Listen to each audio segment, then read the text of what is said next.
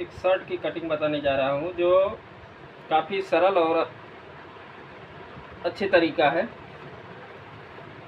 इसकी लंबाई है 25 इंच और कंधी है 18 इंच और सीना है 38.5 इंच और आस्तीन की लंबाई है 22.5 इंच और कॉलर है इसका 14.5।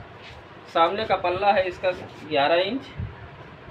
तो आपको मैं पहले शर्ट के लिए पहले ऊपर एक निशान लगाएंगे। इसके बाद हम इसका लंबाई लेंगे 25 इंच। 25 इंच के बाद मैं आपको आधा इंच, क्योंकि ये ओपन शर्ट रहेगा जिसको कुछ लोग भी बोलते हैं कि एप्पल कट, और फिर मैं इसे सीधा एक मार्क लगाऊंगा नीचे। फिर हमारे पास ये 2.25 इंच का एक पटरी है। मैं इससे सामने की पट्टी बनाने के लिए इसको एक सीधा निशान लगाएंगे, क्योंकि हमारे पास ये बड़ी पटरी उपलब्ध नहीं है, इसलिए मैं एक छोटी पटरी से इसका निशान लगा लेते हैं। इसके बाद इसकी कंधी है 18 इंच, तो 9 दूनी 18, 18 पर मैं मार्क करके आधा इंच दबाव लेते हुए इसका निशान लगाया। इसके बाद हमें इसका आर्मोल निकालना है। इसका 38.5 इंच आर्मोल मतलब सीना है, तो सीने को 4 डिवाइड करेंगे हम, तो 9 चौक 36, 9.5 38 हुए। तो उसमें मैं 2 इंच घटा देंगे, तो इसको मैं 8.25 पर काटेंगे। इसके लिए सीधा निशान लगाया। इसके बाद मैं इसके सीने पर आऊँगा, तो इसका सीना है 38 इंच, तो हमने 9.5 और एक सूत एक्स्ट्रा लगाते हुए इसके बाद मैं इसको, कोई कहता है वो लूजिंग चाहिए या ढीला चाहिए या टाइट चाहिए। टाइट फिटिंग के लिए मैं इसको 1.5 इंच के लिए दबाव रखूँगा, नहीं तो 2.25 इंच रखेंगे। इन्होंने थोड़ा सा ढीला मीडियम साइज़ का बोला है, इन 2.25 इंच के लिए मार्जिन रखेंगे। इसी तरीके से मैं नीचे लगाएंगे। इसका पल्ला आया 11.5 इंच, आधा इंच दबाव में, 11 इंच सामना उन्होंने मांगा था। इसके बाद मैं क्रॉस पटरी से इसे एक सीधा निशान लगाएंगे। इसके बाद मैं शोल्डर को 2.25 इंच डाउन करेंगे। इसके बाद कॉलर की तरफ मैं 2.5 इंच लूँगा, क्योंकि थोड़ा बड़ा साइज है, और इसे मैं सीधी पटरी से उस निशान तक मिलाएंगे। इसके बाद आधा इंच इसको अंदर लेते हुए मैं इसको भी निशान लगाएंगे। इसके बाद इसको गोलाई दे देंगे। तो ये फ्रंट पल्ले का खाका तैयार हो गया है। अब हम इसे कटिंग करेंगे। कटिंग करने के लिए पहले कंधी से शुरुआती करेंगे, इसे काटते हुए, फिर इसमें अच्छे से गोलाई देते हुए, क्योंकि शर्ट फूले ना सामने पर, और फिर मैं इसको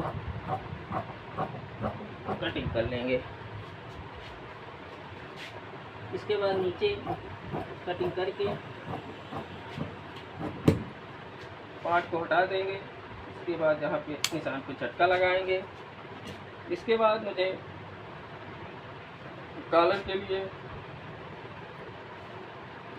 इसे अंदाज से साला, क्योंकि बाद में कॉलर चढ़ाते समय इसको छाटना पड़ता है। फिर यहाँ पे एक भी झटका लगाएंगे। फिर मुझे इसको ओपन काटना है। इसको इसी तरीके से ताक करके फिर इसे गोलाई दे दें।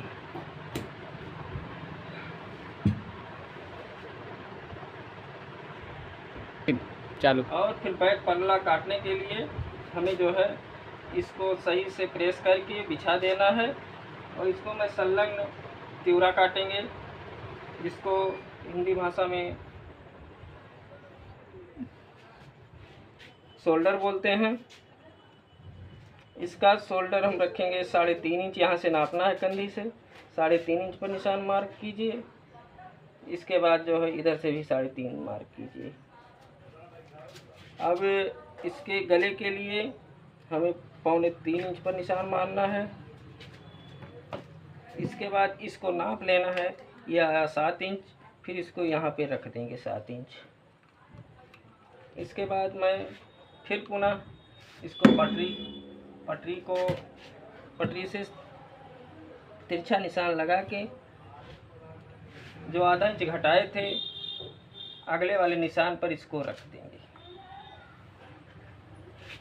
और फिर लोग कहते हैं कि मेरा सर टूट रहा है, इसलिए शोल्डर के कोने से रख के इसे एक सीधा मार्क कीजिए।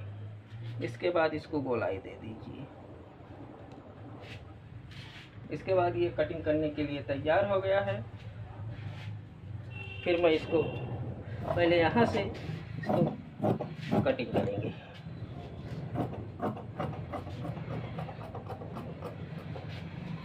कटिंग करते समय पूरा ध्यान अपने कपड़े पर होना चाहिए। फिर इसके बाद मैं गले को काट कर इसी तरीके से इसको फोल्ड करेंगे। कोई पल्ला कम ज़्यादा तो नहीं है, तो यहाँ पर एक कुटका लगाएंगे। कुटका लगाने के बाद हम इसे नाप लेंगे कितना आर्मोल आएगा। अब मुझे इसे 9.25 आ रहा है। अब मुझे जो है अस्तीन इसको आधा इंच घटा के काटना है, तो इसके लिए 9.25 इंच आएगा। इसके बाद में मुझे ऊपर से शोल्डर लगाना है, तो इसके लिए आप एक मार्क कीजिए इस पे। अब आपको मैं आस्तीन काटने के लिए ऐसे बिछा लेना है। इसके बाद यहाँ से एक मार्क लगाना है। इसकी आस्तीन की लंबाई है 22.5 इंच, तो यहाँ से मैं 2 इंच उस लाइन पे रखेंगे और इसको 22.5 पर निशान लगाएंगे। इसके बाद एक निशान और मारेंगे मार्जिन के लिए।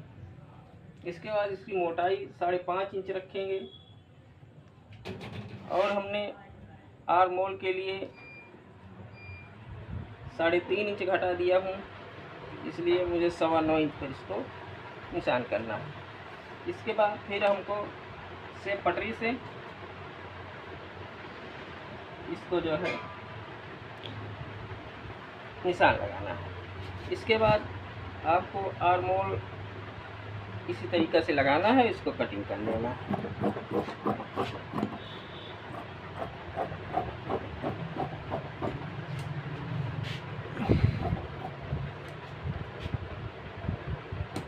और ये आस्तीन करके तैयार है।